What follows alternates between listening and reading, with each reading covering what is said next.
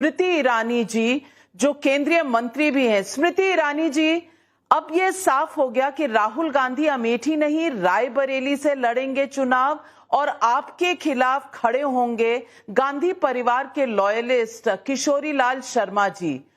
क्या कहेंगे आज आप राहुल गांधी जी के? मुझे कहने की जरूरत नहीं है। मुझे लगता है उन्होंने जिस प्रकार से सीट छोड़ दी, सबसे बड़ा संदेश तो उन्होंने ही दिया कि अमेठी में नरेंद्र मोदी सरकार के माध्यम से बहुमुखी विकास हुआ है, इसलिए आज गांधी परिवार भी मजबूर है सीट छोड़ने के लिए। अगर जीतने की कोई भी गुंजाइश होती तो निश्चित रूप से परिवार का कोई सदस्य लड़ता। आज मैं कांग्रेस के उन अर्स्टवाइल नेताओं को याद करती हूँ जो कहते हैं कि अब कांग्रेस पार्टी पीएस द्वारा चलाई जाती है, तो मेरे सामने सोनिया जी के पीए को दिया गया है एज ए कैंडिडेट। वो उनकी बात को और पुख्ता करता है। लॉयलिस्ट शब्द उचित कितना है मैं नहीं जानती, लेकिन पीए जरूर उचित है। और अगर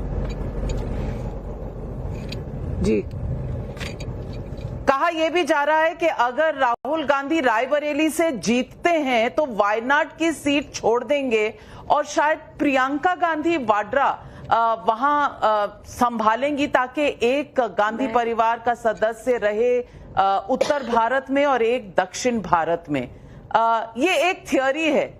आपको लगता है ये कहीं स्ट्रैटेजी में ठीक बैठ रही है? मैं नहीं जानती गांधी परिवार की। देखिए, मैं नहीं जानती है, very honestly, with due respect and with as much humility I can muster, this is not an issue for me. मेरा ही विषय ही नहीं है कि उनका कौन कहाँ खड़ा हो रहा है, प्रत्याशी कौन कहाँ से कैसे जीतेगा। लेकिन ये निश्चित रूप से कि वायनाड की जनता को उन्होंने छला है। ये हम पहले भी कह रहे थे, प्रधानमंत्री जी ने स्वयं कहा कि वायनाड के चुनाव के बाद वो एक छलावा जरूर करेंगे। आज राहुल गांधी जी ने जो छल किया है वायनाड की जनता के साथ, वो प्रत्यक्ष रूप से साबित हो चुका है। तो अमेठी की जनता तो जानती थी कि वो विश्वास के लायक है नहीं। अब आशा करती हूँ वायनाड की जनता को भी समझ आया होगा। जी, रायबरेली में भी आपका रोल कुछ ना कुछ है। आप दिशा कमेटी में हैं, आप उसकी चेयरमैन हैं और गत 5 सालों में आपने रायबरेली संसदीय क्षेत्र में काम किया है। क्या राहुल गांधी के लिए रायबरेली में भी स्मृति ईरानी की शैडो फॉलो करती रहेगी? देखिए, रायबरेली में गत 3 वर्षों में दिशा समिति में मैं चेयरपर्सन रही, सोनिया जी को चेयर रही। लेकिन सोनिया जी ने एक भी प्रशासनिक मीटिंग जिससे रायबरेली में जनता का कोई कल्याण हो सके या जनता के कोई मुद्दों का समाधान हो सके, वो कभी किसी मीटिंग में उपस्थित नहीं रही। रायबरेली में हम कोऑपरेटिव का चुनाव लड़े और हम जीते। इनफैक्ट जो सज्जन जीते वो सलोन विधानसभा जनपद रायबरेली से है। सलोन विधानसभा अमेठी लोकसभा क्षेत्र से ही उनका ताल्लुक। तो मेरा ये मानना है कि कोऑपरेटिव का जब हमने चुनाव जीता, वो पहला संकेत था कि कार्यकर्ता की मेहनत धरातल पर मेहनत रंग लाती है। तो रायबरेली के भाजपा के जो हमारे प्रत्याशी हैं उनको मैं शुभकामनाएं प्रेषित करती हूँ। अमेठी ने इतिहास रचा, अब रायबरेली की बारी है। रायबरेली में पिछली बार बीजेपी के प्रत्याशी ने सोनिया गांधी का मार्जिन 3 लाख से लगभग 1.5 लाख कर दिया था। आपको लगता है इस बार राहुल गांधी को चुनौती कड़ी होगी? देखिए, वो पहले ही एक तथाकथित सेफ सीट से लड़ चुके हैं। तो अगर वाकई में लड़ना चाहते थे अपने दम पर, तो मात्र एक सीट से लड़ते उत्तर भारत से और बिना किसी के सहयोग के लड़ते। तो आज उनके सहयोगी दल भी उनके साथ हैं, वो एक सेफ सीट से तथाकथित लड़ भी चुके हैं। तो वो उनका रायबरेली से लड़ना अपने आप में इस बात का संकेत है कि उनकी अपनी पार्टी को उनके नेतृत्व पर कॉन्फिडेंस नहीं है।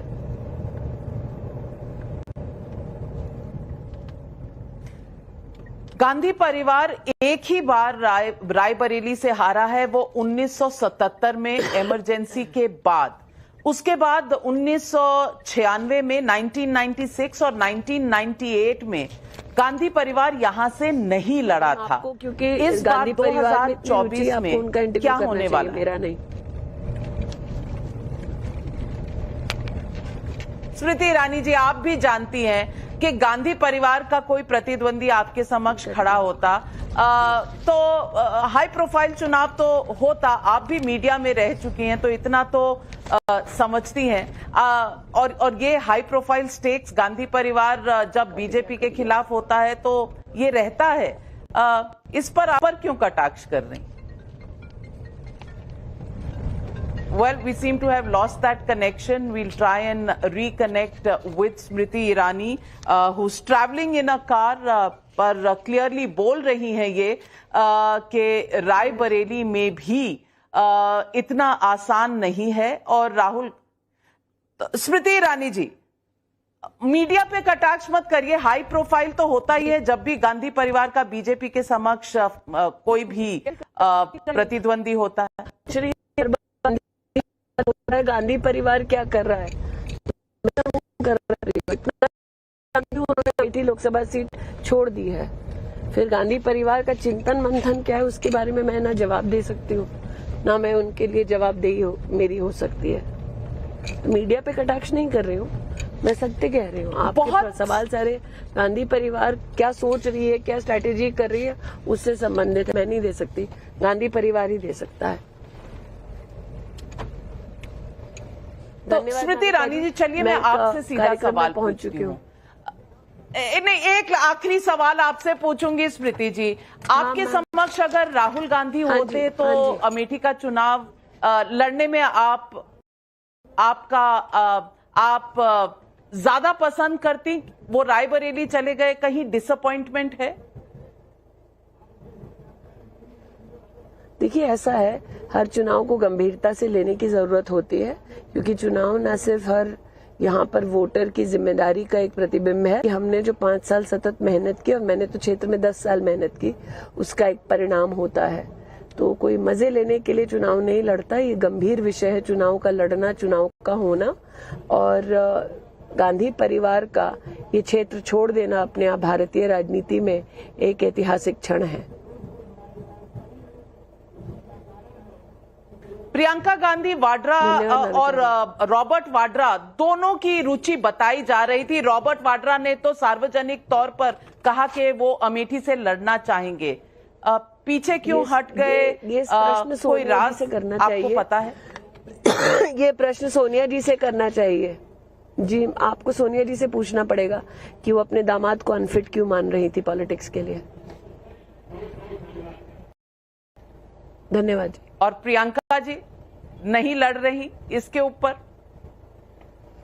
ये उनकी पार्टी का विषय, मेरा विषय नहीं है। इतना जानती हूँ कि अगर यहाँ पर जीतने की थोड़ी भी गुंजाइश होती तो गांधी खानदान कभी ये सीट नहीं छोड़ता। प्रधानमंत्री ने कहा है डरो मत, भागो मत। आप क्या कहेंगी? वो तो हम भी कह रहे थे, लेकिन अंततोगत्वा भाग गए, क्या करिएगा। धन्यवाद मैम। स्मृति जी, हमारे साथ जुड़ने के लिए और हम बात करने के लिए बहुत बहुत धन्यवाद। आपका इतना व्यस्त कार्यक्रम के बावजूद आपने हमें समय दिया, बहुत बहुत धन्यवाद।